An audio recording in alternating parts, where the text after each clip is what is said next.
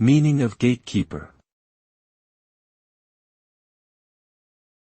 Gatekeeper. Gatekeeper. Gatekeeper. Gatekeeper. Gatekeeper refers to a person or entity who controls access to something, such as information, opportunities, or resources. This could be a physical gatekeeper, like a security guard, or a metaphorical gatekeeper, like a hiring manager or a social network algorithm.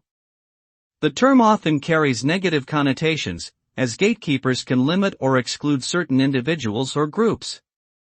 However, gatekeeping can also serve a necessary function in maintaining order and preventing abuse. Ultimately, the impact of gatekeeping depends on the context and the motivations of those who hold the power to determine who gets to pass through the gate.